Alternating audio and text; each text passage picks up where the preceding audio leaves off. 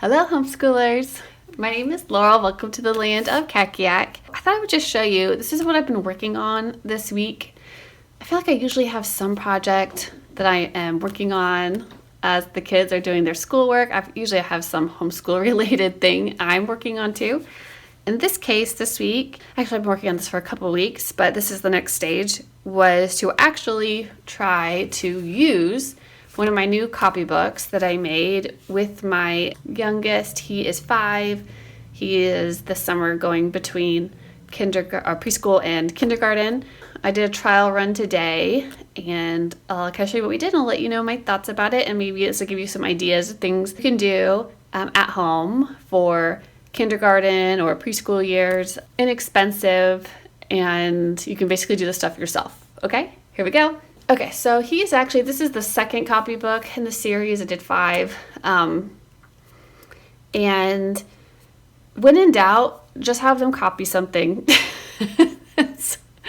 I mean, you're not going to get a whole lot out of, 4 and 5-year-olds. So yeah, just have them copy something, and at least they're practicing their fine motor skills and their pencil grip and their focus. There's so many skills to target.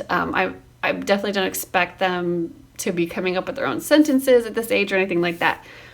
Okay, so I have my little book, and I just wrote on the inside cover.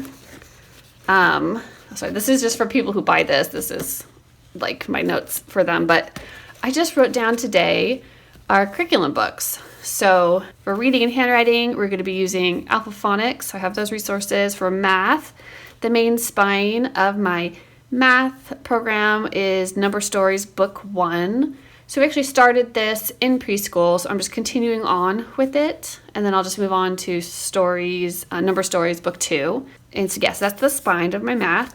Science, our spine is the Berenstain Bears Big Book of Science. And I just say spine because I do have other complementary resources that I use within those, but I'm just, for just to keep things simple, I was just writing down our main spine, like books. Social studies, I bought 2 books, Where in the World and America the Beautiful. And then for language comprehension, I kind of consider this its own kind of subject, separate from reading and writing. I feel like learning how to, decoding and writing is one skill, but language comprehension is kind of a different skill. It's along the lines of the science of reading. They have those 5 major skills, and they're all very interwoven, but this is me targeting, comprehension specifically. And I'm going to be doing that just with read alouds. And so the books I have so far, and I purposely put that on the bottom. So as I get new books, as I finish books and I choose our next read aloud book, I'll just write that down. And this is stuff you can just pick up off your bookshelves. Just pick up something that you have. You don't have to go out and buy anything new unless you want to, unless you need it and want it or something. I always say that, but I love to buy I love buying children's books. I love the illustrations. I love looking at vintage children's books. They just really are a delight to me.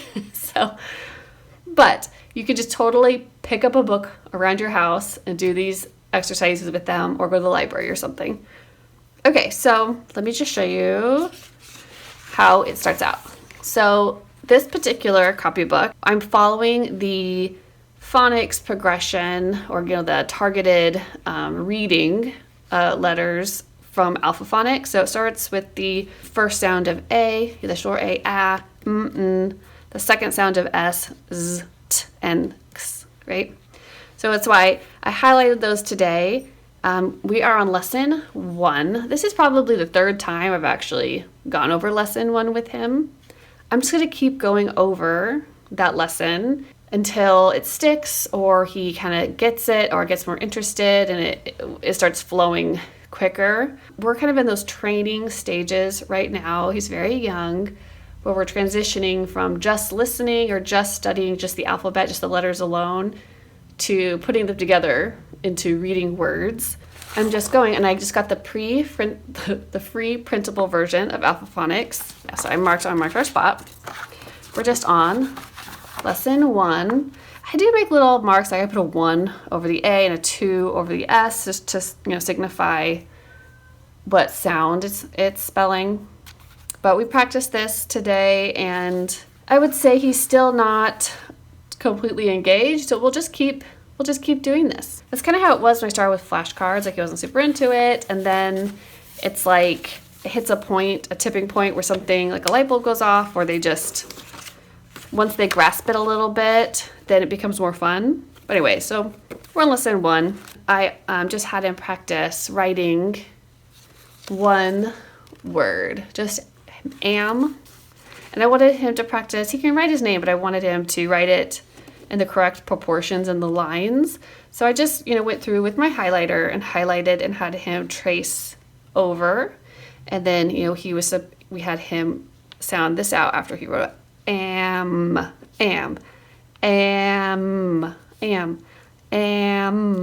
The reason I only focused on am today instead of doing, like, eventually I'd like to be doing all of those words, right, for the writing portion. But it's just because he was getting confused between am and an a lot. So I'm just going to go ahead and really focus on one word at a time, one little VC word until he has it. And then we'll add on another word, and then we'll do both of them, right? And so he can, once he knows this really well, he'll hopefully be able to see the difference between am and an better. Anyways, just repetition. Okay, moving along. Okay, so math. Right, so first of all, here is our math spine, Number Stories, Book 1. And I just wrote down, like, I just keep a little record. So this is keeping me on track and keeping things nice and clean for a work sample to have for my state requirements and stuff. But I also can use it kind of as a diary where I put the date and the assignment. So I said, 5/25/23, Number Stories, Book 1, and we covered pages 73 to 77, which I really like this book. He loves this book, actually. Okay, so we had picked up just where we had left off last, 73 to 77, which was counting to 100. So we started out counting 1, 2, 3, right? I had him count all the way through. And then this is also giving you some shape practice. I say, what number is in the blue square? And then, we would ask things like, what number is missing? What should be in the white square? So he did not get these all right. So because he's really comfortable between 1 and 30, but we're working up from there at this point. So we've gone over this. I think this was maybe the 3rd time, actually, we went over this. And then I decided just to go on because I always can come back to it. But what I had him do then was come to his hundreds chart in his copybook. And I just highlighted the row that I wanted him to work on. So he could count up to 30, but then he would start calling like 31. He'd start calling it 21 again. So we were working that pattern of 31, 32. So we counted a few times through together, and then I just had him trace over it. And then we just went on, and I started reading him a number story about Tubby, the little bird. That's Tubby, and it's his mom, and he really likes sugar, which the kids can relate to. Look, he just woke up and there was sugar lumps all over. And so we talked about all this, and you can see what they're trying to get at is teaching him to count by tens. So we did this. We counted through. He repeated after me several times. And then we showed him, so this is 10. There's 10 cubes in each one. So 10, 20, 30, 40, 50, 60, 70, 80, 90, 100, right? And so I just asked him, I just put this up on his little book stand. And I drew that little table. And those are supposed to be his 10 boxes of 10 sugar cubes each. And then I just went through and we counted it by tens and we talked it through and I just wrote the numbers for him. And then I asked him if I had one more than 9, what would I have? 10. So we just talked about that. And then I wrote that out in this equation out in a highlighter, and he just copied it. And I'm trying to teach him that this is a new concept, these symbols. I haven't really talked about that one, but we've been talking about plus. I think we did this the other day. I told him plus means more, minus means less, right? We think we even did equals means same. Anyway, so we've been doing that kind of kinesthetic practice. That's as far as we went, and I thought it was a good place to stop. I'll pick up on that story next time. So I do have some like number sense games and activities. I have that magical math book, and I have a number sense kind of like game kit from, I can't remember what it's called. It's like Carson De La Rosa, I think. He's the publisher.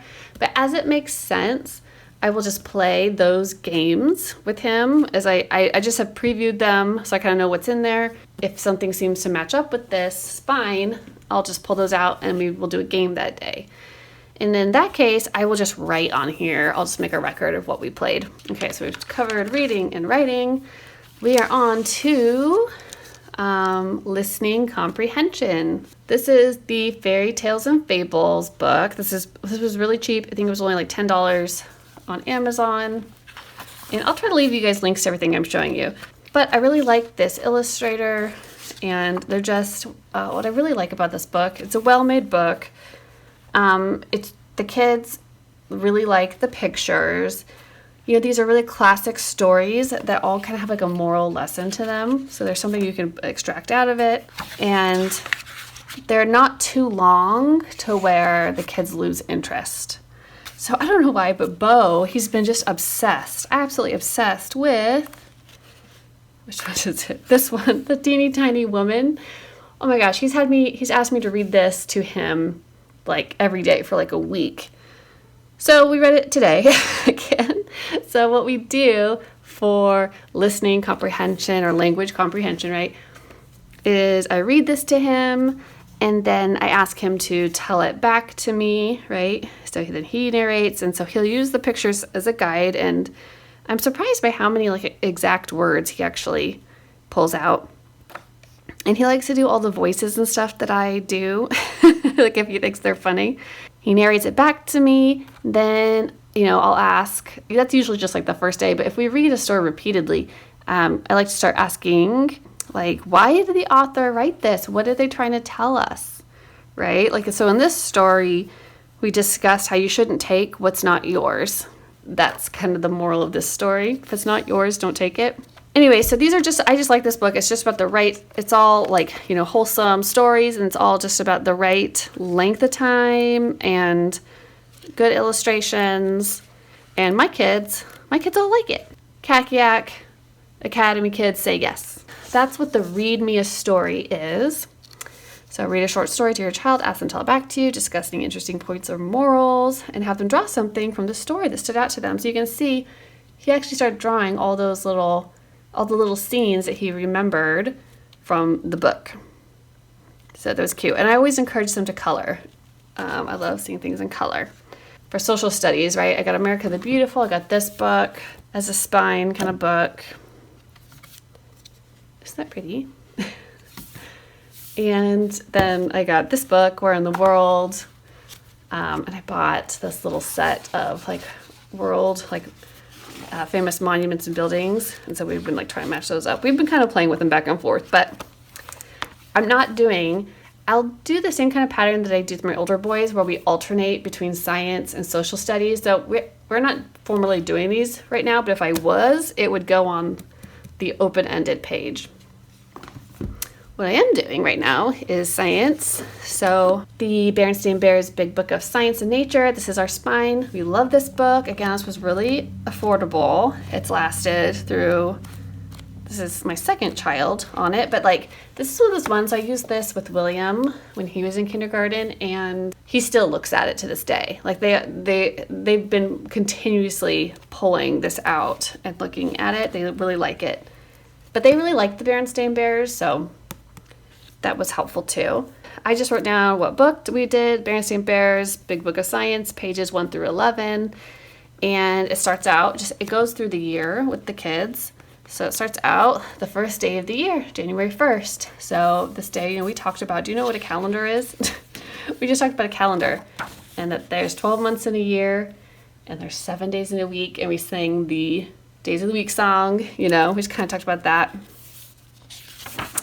And we just read along. We just, you know, you just talk about stuff like, oh, you know, when it's cold and you go outside and you can see your breath. Yeah, that's because it's cold. We talked about Great Natural Bear's Lair and hibernation.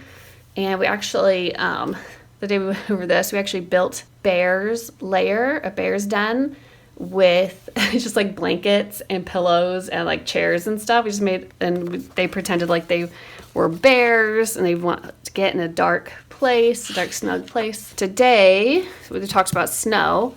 So I looked up a quick video on snow. It was like a 4 or 5 minute video on YouTube, like the Sci-Fi Kids. Is it Sci-Fi or is it, I don't know. But maybe it's SciShow. Anyway, but then we just cut out, you can't really see very well because I taped it down, but it's a snowflake. You know, I showed them how you cut up paper, and we just made a snowflake. And and I have a set of books, I think the Fisher-Price books. Somebody in the Robinson curriculum group had recommended them when I was asking about science materials.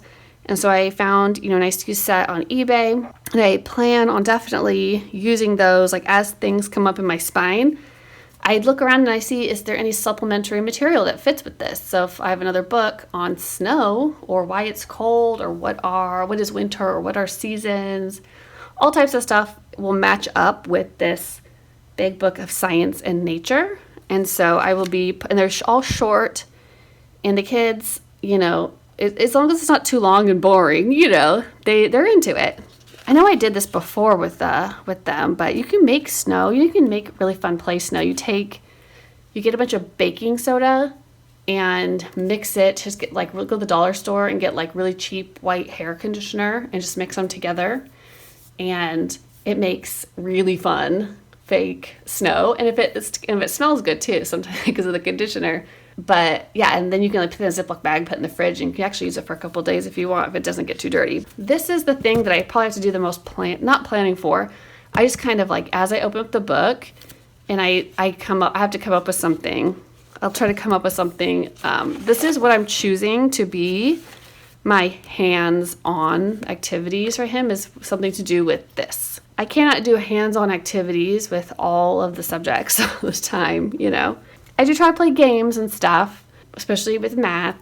That's a good one to play games with, but this is the one that I'm going to try to be like more hands-on with. They love that stuff, and it just makes more sense. Anyway, so that would be covering, depending, so I could do a science or a social studies, whatever here. And if we just did like an activity, or even if you watched a movie or something, I would just write that in for the day as part of my records, part of my diary. And then it starts over. Then it's just the same pages, and it's a new day. That is my second copybook and how I'm using it, and all of my current kindergarten resources: Alpha Phonics, Big Book of Science, Where in the World, America the Beautiful, Fairy Tales and Fables, Number Stories. Oh, and don't forget Bible. We're reading Leading Little Ones to God. We read that every day. They're super short little readings. You know, they're cute pictures, nice colors, and there's always a little prayer at the end. So it's not too long. You won't lose their attention. That's key. Okay, well, I hope this gave you some fun kindergarten or preschool ideas. Happy homeschooling.